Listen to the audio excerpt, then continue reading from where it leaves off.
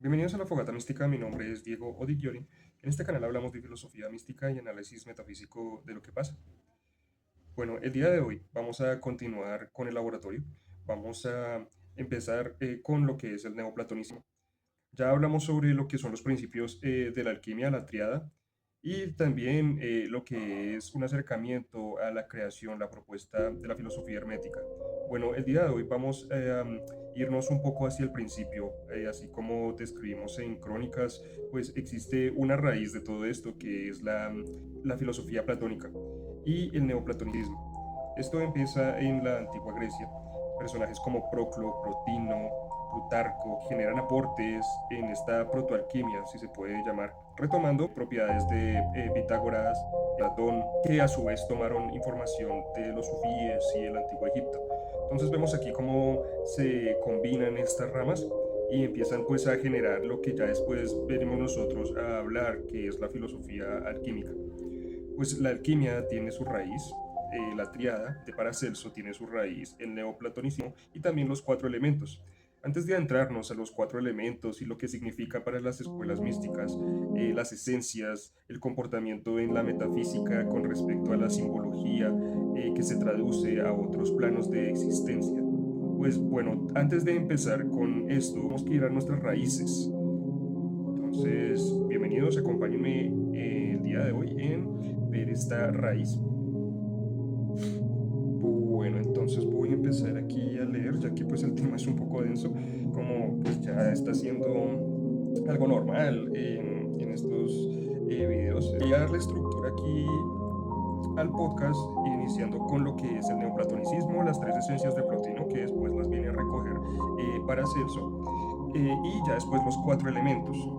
Sin embargo, es importante hablar de una discordia con respecto al movimiento. De ahí vamos a empezar, ya que pues esto genera prácticamente lo que son las tres esencias o la síntesis que propone Plotino, que es una discordia entre el señor Heráclito y el señor Parménides.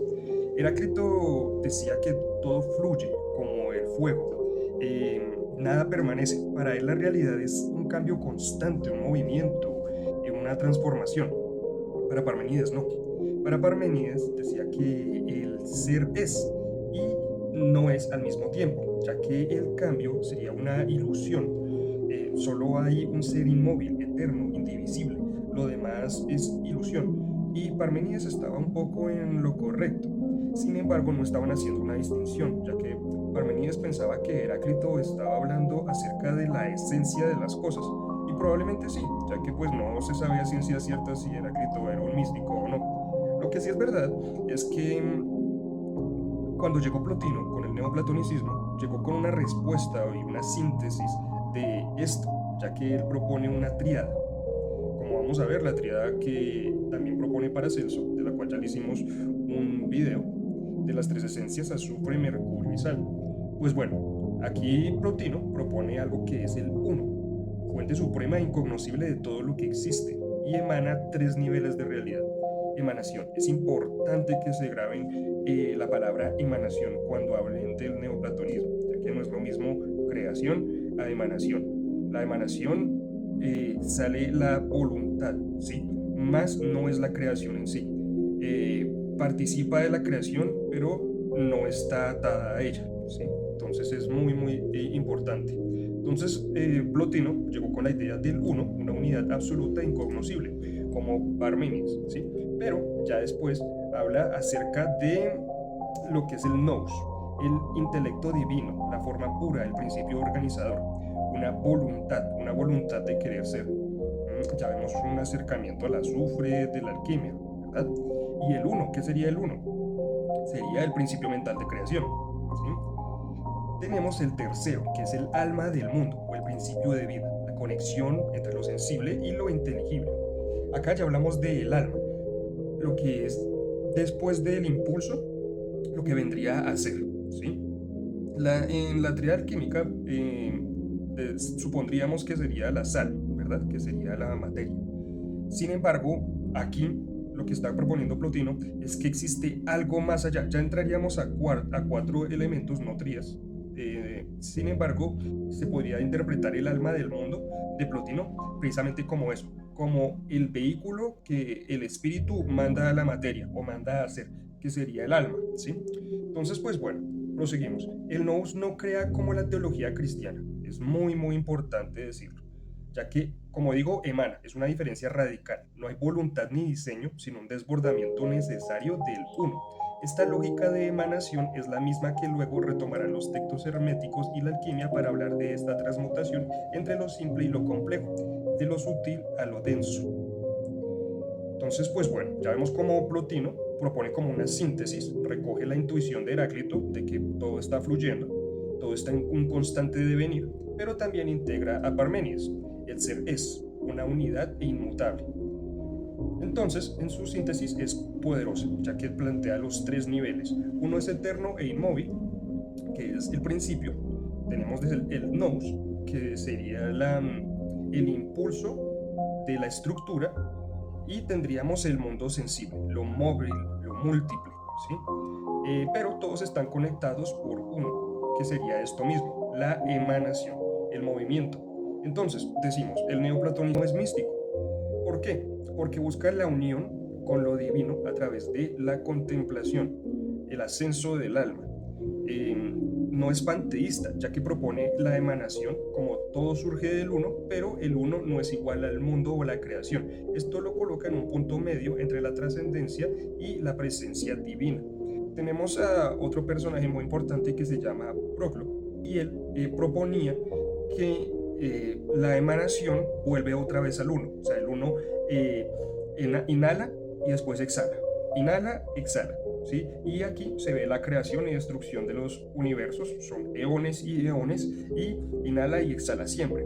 Sin embargo, entonces, si nosotros tenemos en nosotros un rastro en la emanación, cuando nosotros vemos la contemplación, nosotros podemos generar este movimiento, o sea, en nuestra alma, para volver al uno, para volver a Dios, a través de algo que Plotino llamó la contemplación. Entonces, aquí ya vemos cómo hay una relación entre la tríada química. Vamos aquí a demostrar cómo se une, ya que la alquimia es una prolongación práctica de la ontología neoplatónica. El azufre representaría entonces la voluntad, el fuego interno, la esencia de lo que es. El mercurio sería el mediador, el principio que fluye y transforma, ¿sí? Y tendríamos la sal, que sería entonces el cuerpo, lo cristalizado, lo que fija, lo que le da forma a la forma. Aquí ya entonces empezamos a hablar, como digo, puede interpretarse como lo que es el alma que viene a crear en el mundo, ¿sí? O como sería la energía. Vamos a hablar entonces de los cuatro elementos, porque aquí ya estaría entonces los cuatro elementos como esta tercera emanación que le dan forma al universo. Así como el nous organiza la multiplicidad sin romper la unidad, el mercurio conecta el azufre y la sal. Esta es la base de toda operación hermética. No hay separación absoluta entre el espíritu, materia, sino grados de densidad y conciencia. Entonces, pues bueno, aquí ya pasamos entonces con los cuatro elementos que vendría a ser el alma de la creación, ¿sí? O la energía en estas cuatro formas que son los sólidos platónicos. Para Platón existían cinco formas que son los sólidos platónicos, reflejando los cuatro elementos y el éter. Algo que no solamente retoma la alquimia del neoplatonismo y pues de Platón en sí mismo, sino que al combinar esta metafísica simbólica de los cuatro elementos y el quinto, que sería el éter, con filosofías como la cábala, pues genera un entendimiento y como una combinación de estas filosofías, como una expansión u otra apreciación del universo en estas filosofías. Así de pronto su raíz sea un poco diferente. Sin embargo, pareciera que los místicos o las escuelas místicas están tratando de ver la misma cosa desde diferentes aspectos, ¿sí? Porque ni hablar de la conexión que se tiene con la hermetría, aquí cuando se habla entonces de las tres esencias y los cuatro elementos, para entonces Platón, que retoma en el Timeo estas formas geométricas, asociándolas con la creación del demiurgo. Y bueno, ¿por qué estas cinco formas y no otras? ¿Sí? ¿Por qué los sólidos platónicos? Para los que no entiendan muy bien. Si usted agarra una hoja de papel, o si agarramos una superficie plana y tratamos de doblarla, empezar a plegarla en caras diferentes, nos encontramos que solamente se pueden hacer 5 formas con ángulos idénticos, que son formas cerradas y perfectas que generan las 3 dimensiones. No existe otra. Y estas son las que Platón llamó los sólidos platónicos. Esto insinúa en la mística que los sólidos platónicos son las únicas formas simétricas perfectas que existen en la creación y que de ahí se derivan todas las otras formas existentes. Ya después Aristóteles agrega una dimensión más técnica para cada elemento, que posee como una combinación, como una cualidad, ¿sí? Como caliente, frío, seco, húmedo, creando así como una matriz para explicar los cambios de la naturaleza. Sin embargo, más adelante, así como hubo una evolución de la tríada con Plotino, que la retomó Paracelso, asimismo también personajes como Cornelio Agripa o el mismo Paracelso reinterpretan a Aristóteles, indicando que estas cualidades hacen parte de las leyes herméticas y que por lo tanto están también sujetas al cambio, por lo cual podrían participar de varios elementos, como por ejemplo, el agua es fría y húmeda, pero también puede calentarse, ¿sí? No es fija, se hace volátil. Entonces los alquimistas, especialmente desde Sósimo de Panópolis en adelante, incorporan estos elementos en una cosmovisión, pero no como sustancias físicas, sino como principios espirituales o estados de transformación. ¿Sí? En el hermetismo, los elementos integran la idea de correspondencia, ¿sí? Fuego como espíritu, aire como alma, agua como emoción, tierra como cuerpo. Bueno, entonces vamos aquí a dar una introducción al libro de la filosofía oculta de Cornelio Agripa con respecto a la naturaleza de estos 4 elementos. Leeré entonces una parte del capítulo 3 del libro primero, donde pues va a explicar un poco acerca cómo este tema de los 4 elementos pues varía un poco de acuerdo al neoplatonicismo expuesto por Aristóteles. Entonces el señor Cornelio dice que cada elemento tiene 2 cualidades específicas. La primera le es propia, inseparable. La siguiente es como un medio entre el elemento y otro elemento. Conviene entonces que el fuego es caliente y seco. La tierra es seca y fría. Entonces lo seco hace parte tanto de la tierra como del fuego. El agua es fría y húmeda. Y el aire es húmedo y caliente, ¿sí? Es por estas 2 cualidades opuestas que los elementos son contrarios entre sí, como el fuego con el agua y la tierra con el aire. Entonces decimos que para el señor Cornelio de Agripa hay 2 opuestos, el fuego y el agua y la tierra y el aire, ¿sí? Entonces él dice que los elementos tienen aún otra especie de oposición entre sí, pues algunos son pesados, como la tierra y el agua, otros livianos, como el aire y el fuego. He aquí por qué los estoicos llaman a los primeros elementos pasivos y a los últimos elementos activos. Incluso Platón, siguiendo la distinción, acuerda 3 propiedades en cada elemento, a saber, el fuego tiene la claridad o penetración, la refracción y el movimiento. La tierra, su opuesto, tiene entonces oscuridad, espesor y reposo, ¿sí? El fuego, la claridad, penetración, refracción o movimiento, y la tierra, oscuridad, espesor y reposo. Y es debido a que estos elementos son contrarios, pero los otros 2 elementos reciben de ellos sus cualidades, de manera que el aire toma 2 cualidades del fuego, a saber, refracción y movimiento, y una de la tierra, la oscuridad. Por el contrario, el agua toma 2 cualidades de la tierra, la oscuridad y el espesor, y una de fuego, a saber, el movimiento.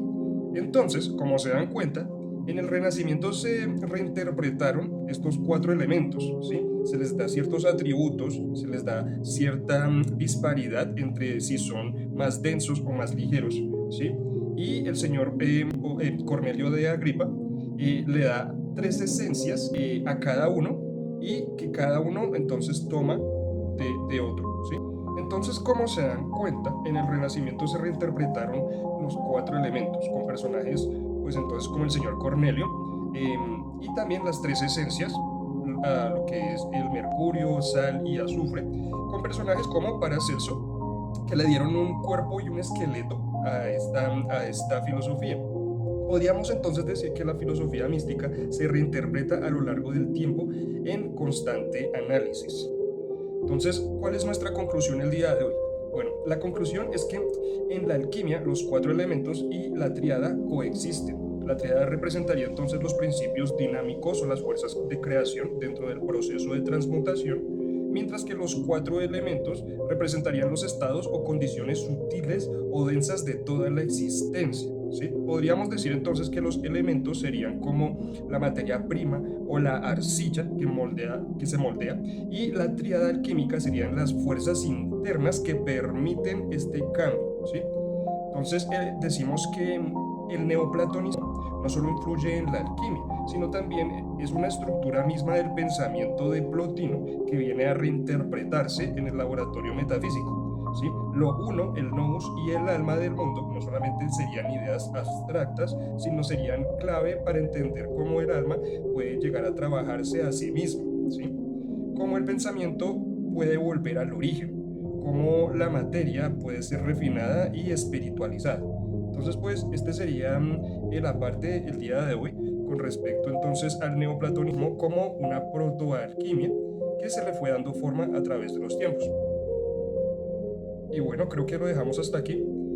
Ya en otros capítulos hablaremos acerca más de los cuatro elementos, ya que pues esta es una breve introducción, así como hicimos con las tres esencias. Vamos entonces a seguir hablando de estas cuando entremos al tema de la cábala. Y pues bueno, yo lo dejaré hasta aquí. Muchísimas gracias por escucharme, que pasen un muy buen día. Esta es La Fogata Mística. Deja tu like si te gustó.